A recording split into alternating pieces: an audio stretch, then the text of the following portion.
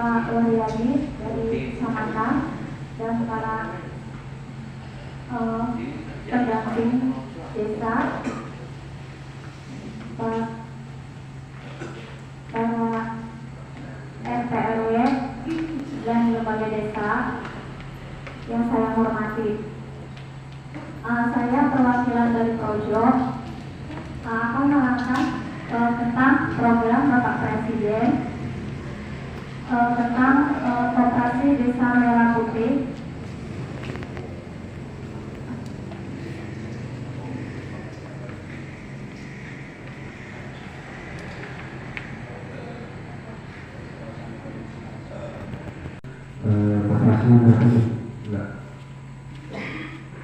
Assalamualaikum warahmatullahi wabarakatuh. Bismillahirrahmanirrahim. La haula wala quwwata illa billah. Asyhadu an la ilaha illallah wa asyhadu anna Muhammadan abduhu wa rasuluh. Allahumma shalli ala sayyidina Muhammad wa ala sayyidina Muhammad.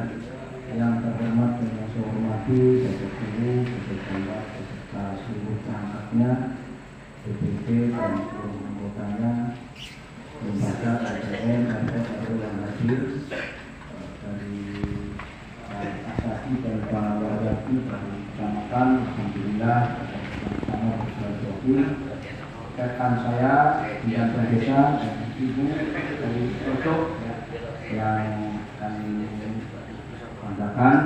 Alhamdulillah pada malam hari ini kita bisa bersilaturahmi. Bapak-bapak dan ibu yang saya hormati, tadi Pak Guru menyampaikan bahwa hari ini memang Yesus seharusnya itu kita akan memutuskan atau merumuskan operasi desa sampai pada tingkat mencapai ada yang mengurus ya. Tetapi tadi Pak Guru menyampaikan bahwa pada malam ini kita bersosialisasi aja dulu. Apa sih koperasi Merah Putih itu? Bapak-bapak dan ibu-ibu yang saya hormati, koperasi yang diinstruksikan Presiden Prabowo Subianto itu sebetulnya sama dengan koperasi yang dulu, tetapi ada hal yang berbeda. Dari segi usahanya, dari segi tujuan pokoknya itu yang berbeda. Tetapi soal-soal yang lain, masalah pengurusan, masalah anggotaan, masalah badan hukum, semuanya adalah sama. Teknis perekrutan, pengurusan badan hukum, ada simpanan wajib, simpanan pokok, terus ada anggota, ada UKT, semuanya adalah sama. Nah, tujuan pembentukan Koperasi Merah Putih yang digaungkan oleh Presiden Prabowo pertama adalah koperasi ini untuk memperkuat perekonomian desa. Ini tujuan utama. Maka koperasi harus menjadi motor penggerak ekonomi lokal. Jadi sebagai penggerak ekonomi lokal di desa ini ada apa sumber-sumber ekonominya? Kalau pertanian, maka koperasi harus bergerak di bidang pertanian. Ini yang membedakan dengan koperasi-koperasi seperti KUJ dulu pernah ada, ya kan? Sekarang nggak tahu kemana. Kemudian meningkatkan ketahanan pangan. Kedua tujuan koperasi desa ini adalah untuk meningkatkan ketahanan pangan, yaitu menjamin ketersediaan terhadap pelayanan dan kebutuhan dasar pokok. Mohon maaf, bapak-bapak dan ibu-ibu, ketahanan pangan kita hari ini mungkin tidak disadari oleh kita bahwa harga padi yang melambung tinggi ini Saya nggak tahu di sini, di desa saya itu hampir semua kalau panen dijual semua. Kalau panen dijual semua. Dan itu sekarang harganya tinggi, bahkan melebihi target harga yang ditargetkan oleh pemerintah. Akhirnya semua dijual.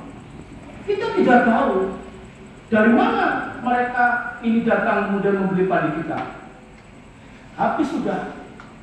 Kalau 3 bulan kemudian kita tidak nyadolnya juga tidak panen.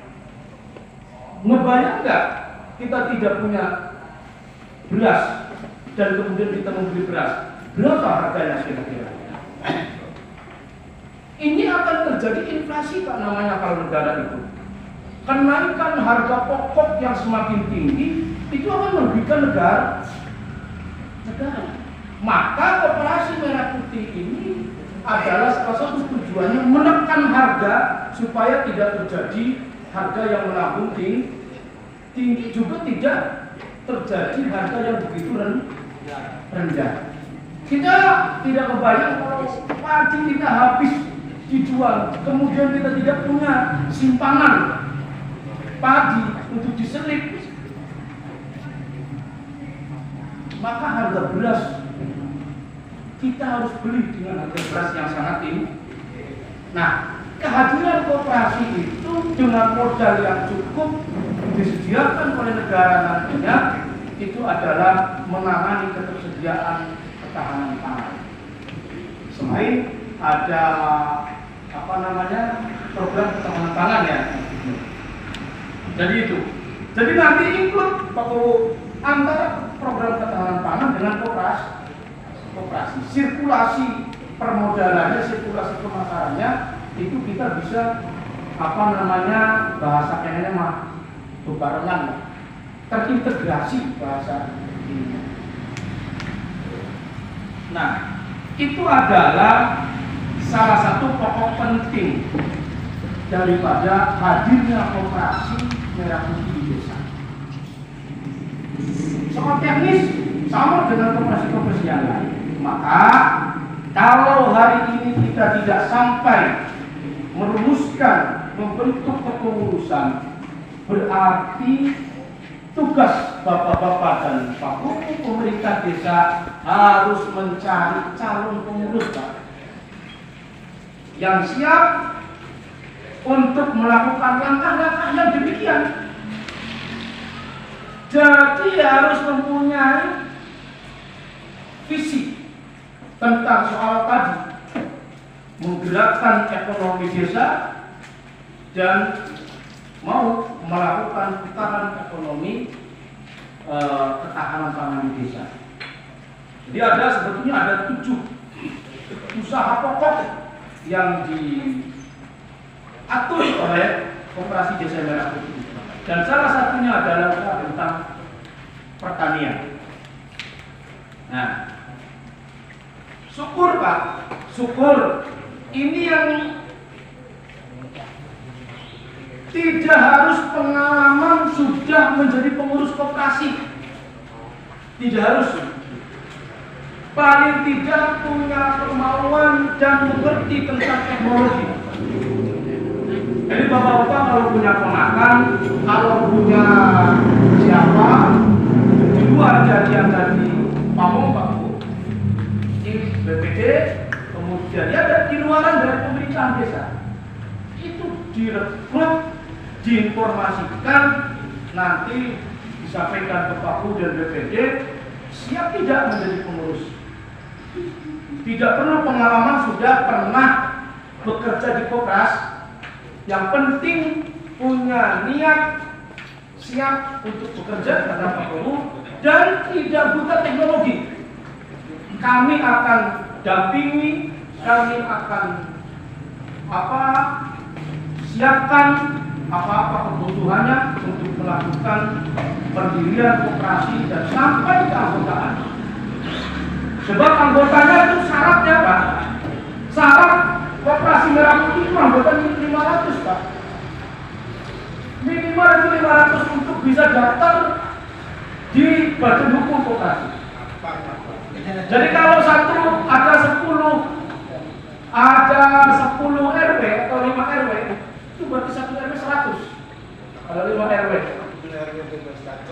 Jadi, nah, artinya apa? Butuh kecakapan dan ketangkasan komunikasi. Maka kalau di Loyang kemarin malam itu anak muda, Grace masih lulusan sarjana, cewek, perempuan, itu karena 70% keberhasilan BUMDes dan koperasi di Indonesia itu rata-rata pengurusnya perempuan. Jadi kalau kita ngomong koperasi kita ini mati, kemudian kemana? Iya di kita. Banyak koperasi yang berkembang, banyak BUMDes yang berkembang di seluruh Indonesia itu banyak. Bahkan keberhasilannya itu 70%. Artinya koperasi dan BUMDes itu masih diperhitungkan keberhasilannya. Memang di kita hilang kemana yang namanya koperasi.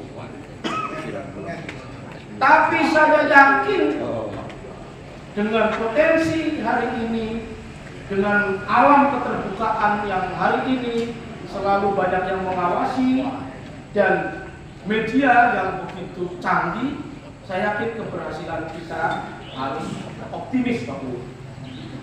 Maka dari itu, Bapak-bapak dan Ibu-ibu, soal teknis nanti kita pandu bagaimana kita bisa mendapatkan legalitas hukum, kemudian bagaimana caranya kita akan mendampingi terus menerus.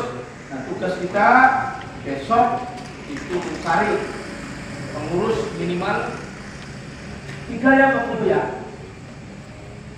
3 dulu, minimal 3 orang dulu Pak Bu ya. Nah ini nanti kalau sudah ketemu kita rumuskan, kita bentuk operasi musyawarah kecil, musyawarah khusus lagi tentang